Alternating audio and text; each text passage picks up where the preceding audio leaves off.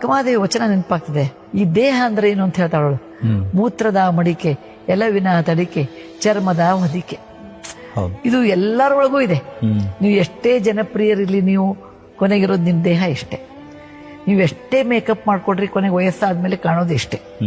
ನಿಮ್ಮ ಹತ್ರ ಬೇಕಾದಷ್ಟು ಹಣ ಇರ್ಲಿ, ಸಂಪತ್ತಿರ್ಲಿ, ನೀವು ಉಣ್ಣೋದು ಒಂದು ಹಿಡಿ ಅಕ್ಕಿ ಅಥವಾ 2 ರೊಟ್ಟಿ, ನಮ್ಮ ಹುಬ್ಬಳ್ಳಿ ಭಾಷೆಯಲ್ಲಿ ಹೇಳ್ಬೇಕಾದ್ರೆ ಅಷ್ಟೇ.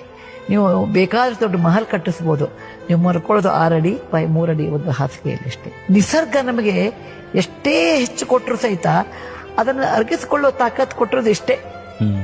ಎಲ್ರಿಗೂ ಇಷ್ಟೇ.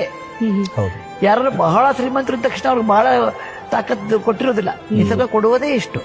ಅದೇ ತರ ನಿಸರ್ಗ ಕೊಡೋದು 24 ಗಂಟೆ ಮಾತ್ರ ಎಲ್ಲರಿಗೂ. ಯಾರು ಬಹಳ ಶ್ರೀಮಂತರು, ಬಹಳ ಚೆನ್ನಾಗಿದ್ದಾರೆ, ಬಹಳ ಅಚೀವ್ ಮಾಡಿದ್ರೆ 48 ಅವರ್ ಪರ್ ಡೇ ಇರೋದಿಲ್ಲ.